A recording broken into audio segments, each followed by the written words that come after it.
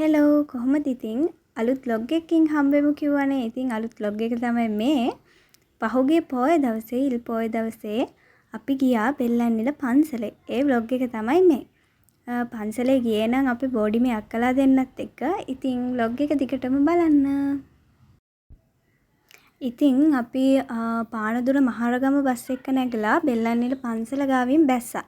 ඒ bus එකේ ගියොත් ඒ පන්සල ඉස්සරහින්ම බහින්න පුළුවන්. ඊට පස්සේ බස් එකෙන් බැහැලා අපි ඒ ළඟ තිබ්බ මල් කඩේකින් මලුත් ගත්තා. ඉතින් අක්කලා දෙන්නත් එක තමයි ගියේ. ඒ දෙන්න මාව පරිස්සමෙන් එක්කන් ගියා. ඊට පස්සේ අපි මලුත් අරගෙන පන්සලට ඇවිත් පෑන් කලයක් එහෙම පූජා කරලා පන්සලේ බුදුන් එහෙමත් ඇඳා. එදා පොය දවස නිසා පන්සල ඇතුලේ ගොඩක් වීඩියෝස් ගන්න බැරි වුණා. මොකද මේ සිල් ගන්න අය ඇවිත් හිටියා. එතකොට ඒගොල්ලන්ට ඩිස්ටර්බ් වෙනවා. ඒ හින්දා ගොඩක් වීඩියෝස් ගත්තේ නැහැ. ගත්ත වීඩියෝස් ටික නම් මම මේකට අප්ලෝඩ් කරා. බෙල්ලන්විල පන්සල පොඩ්ඩක් ගොඩක් මිනිස්සු ගැවසෙන තැනක්. ඒ හින්දා ඒ වෙලාවේ වීඩියෝස් ගන්න බැරි වුණා. ඊට පස්සේ අපි පන්සල වැඳලා බලලා හැම අපි ගියා බෙල්ලන්විල පාක් එකට. පාක් එකට යද්දී ළඟ තිබුණු අච්චාරු කඩේකින් අච්චාරු තරන් ගියා. අච්චාරුයි මඤ්ඤෝ කපෙති. ඊට පස්සේ මේ අපි අච්චාරු එක අන්බොක්ස් කරනවා. ඒක රුපියල් 300යි අච්චාරු එක.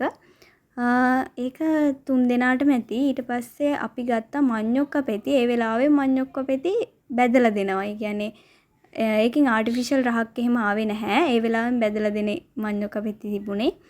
ඒකත් කොහොම හරි පැකට් එකක් 100යි. අපි දෙකක් ගත්තා. ඒ යනකොට මේ දම් රැජින හම්බුණා. ගොඩක් අය අර ආසපස්ස ගන්නේ දම් රැජින නෙවෙයි මේ වෙන බස් එකක්. දම් රැජින වගේ තමයි ඒත් නිකන්. ඊට පස්සේ අපි ගියා පිල්ලෑව පන්සලට. පිල්ලෑව පන්සල තියෙන්නේ බෙල්ලන්විලම තමයි බොරලැස් ගමුවේ. බෙල්ලන්විල පාක් එක ගාවින් ඇතුළට යන්න තියෙන්නේ. අපි යන ගමන් එතනින් මලුත් අරගෙන ගියේ. එතන ඇන්ටිලා දෙන්නෙක් අපිට කතා කරා මල් ගන්න එන්න කියලා. අන්තිමට අපි ඉද්ද මල් වට්ටියක් අරගෙන ගියා. පිල්ලෑ පන්සලේ නම් බෙල්ලන්විල පන්සලේ තරම් සෙනග හිටියේ නැහැ. අපි ඉතින් ඉද්ද මල් වට්ටියකුයි මෙතනින් අපි ගත්ත තව පහනක් නම් උනේ රුපියල් 50ක් වගේ. මේ පහන ඒ උනාට පත්තුන්නේ නැහැ. මේ පහනට මං හිතන්නේ ඒගොල්ලෝ තෙල් එක ඉටි දානවා. එතකොට ඉටි දිය වෙන ටික වෙලාවක් යන හින්දා පහන ටික වෙලාවකින් නිමෙනවා. ඉතින් මේ තියෙන්නේ පිල්ලෑ පන්සල. පිල්ලෑ පන්සලේ ඉතිහාසය ගැන නම් මම දන්නේ නැහැ. හැබැයි එදත් පිල්ලෑ පන්සලේ සෑහෙන සෙනගක් හිටියා. සැලකිය යුතු සෙනගක්. සමහර විට එදා පොය දවස නිසා වෙන්න ඇති. මේ පිල්ලෑ පන්සලේ ගොඩක්ම තියෙන දේවාල. ඒ කියන්නේ මං හිතන්නේ දේවාල 20කට වැඩියෙන් තියෙනවා. දේවාල වලටත් අපි ගිහිල්ලා බුදුනුත් ඇඳලා තමයි ආවේ.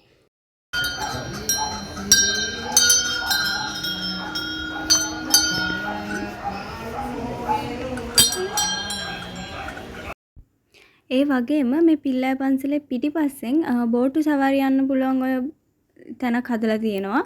ඉතින් අපි බෝට්ටු නම් පැද්දේ නැහැ. අපි එන ගමන් අපි තුන් දෙනා අයිස්ක්‍රීම් තුනකුත් කාලා හවස 6ට විතර බස් එකේ නැගලා බෝඩිමට ආයේ ආවා.